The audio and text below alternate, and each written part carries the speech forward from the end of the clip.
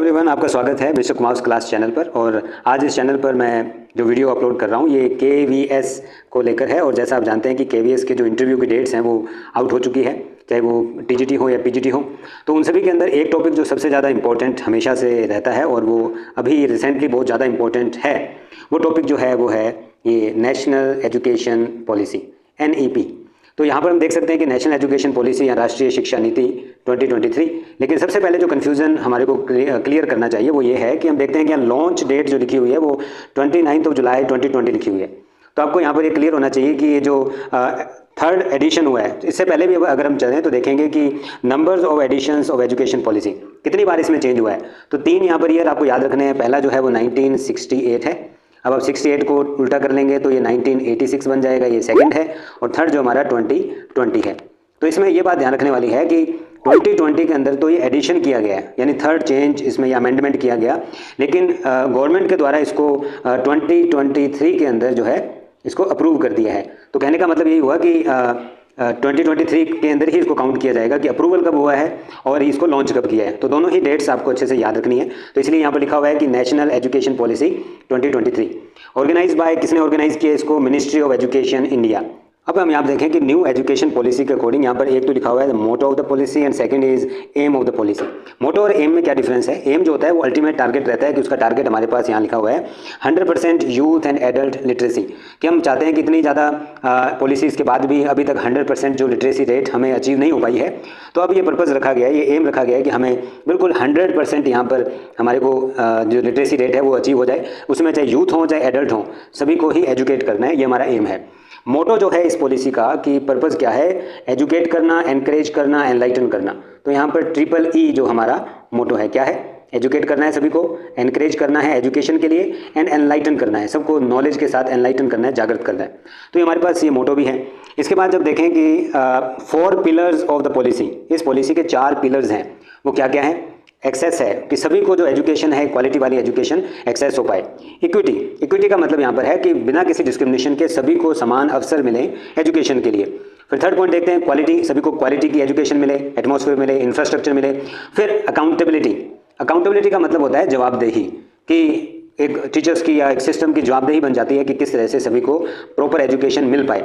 इसीलिए गवर्नमेंट ने अभी जो GDP, टोटल इंडिया की GDP का 6% जो है वो डिसाइड किया है कि वो एजुकेशन के अंदर यूज़ करने वाले हैं। इसके बाद देखें कि major amendment from the last education policy.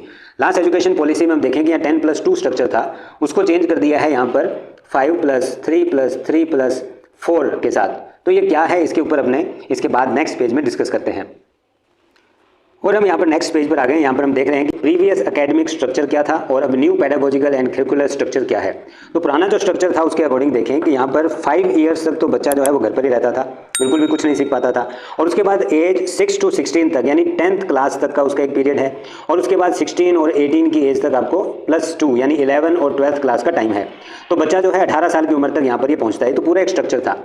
लेकिन अब जो न्यू ये पॉलिसी के अकॉर्डिंग जो स्ट्रक्चर यहाँ पर हमें दिया हुआ है, इसको हम जरा गौर से देखें तो यहाँ पर इसको 4 पार्ट्स के अंदर डिवाइड किया हुआ है। 4 पार्ट्स में सबसे पहला जो एक स्टेज है उसको फाउंडेशनल स्टेज बोला है। ये फाउंडेशन है, बच्चे की फाउंडेशन यहाँ से तैयार होती है।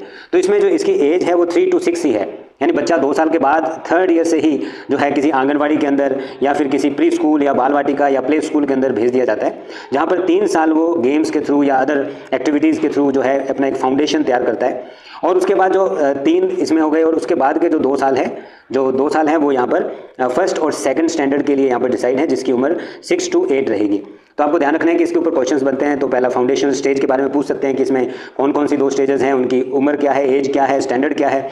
और उसके बाद इस सेक्शन के बाद जब वो नेक्स्ट स्टेज पर पहुंचता है, इस स्टेज से दूसरे स्टेज में जाता है, तो यहाँ पर एक सेकंड क्लास के बाद यहाँ पर एक एग्जाम होगा, ताकि आप यहाँ पर सेकंड स्टेज, जिसको प्रीपैरेटरी स्टेज कहते हैं, जो कि प्रारंभिक शिक्षा से रिलेटेड है, जिसकी क्लास जो है वो 3 to 5th रहेगी और एज जो है वो 8 to 11 रहती है। और इस स्टेज को पार करने के बाद जब आप नेक्स्ट 3rd स्टेज में जाते हैं, जिसको मिडिल क्लास या मिडिल स्टेज कहेंगे, तो यहाँ पर भी आपको 5th स्टैंडर्ड के अंदर एक एग्जाम देना होगा। उसके बाद आप 3rd स्टेज में पहुँचते हैं। तो ये जो स्टेज है वो क्लास 6 to 8 के लिए है, जिसकी एज जो है 11 to 14 है। इसके बाद जब आप वापस से 4th, जिसको सेकेंडरी स्टेज पर पहुंचने से पहले आपको यहाँ पर 8th क्लास के अंदर भी एक एग्जाम देना होगा। उसके बाद का जो ये क्लासेस हैं वो 9 to 12 रहती हैं और एज जो है वो 14 to 18 रहती है। तो हम देखेंगे अभी जो सिस्टम चल रहा है कि उसमें हर साल every year there is a paper, but according to this new policy there will be 3 papers only in the second class in the 5th class and then in the 8th class.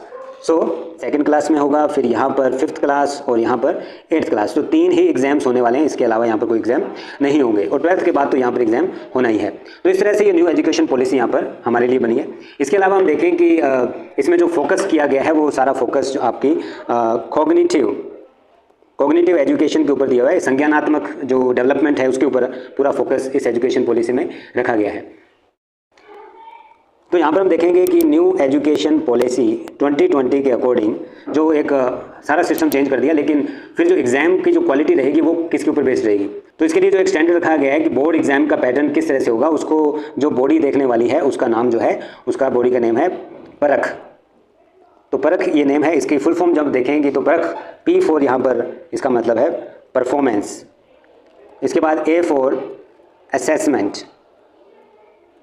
And R for review, and then review के बाद में आपको and का use करना है, review and then AK का meaning हो जाएगा यहाँ पर एनालिसिस ऑफ नॉलेज। जो भी नॉलेज लिया जा रहा है उसका एनालिसिस करना होगा, और किसके लिए, किस बात के लिए करना है ये। और यहाँ पर हम देखेंगे लास्ट जो 2 वर्ड्स हैं कि analysis of knowledge for holistic development.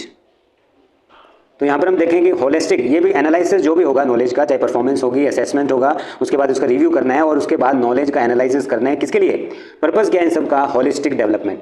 Holistic development का मतलब यहाँ पर है all over development of A kid.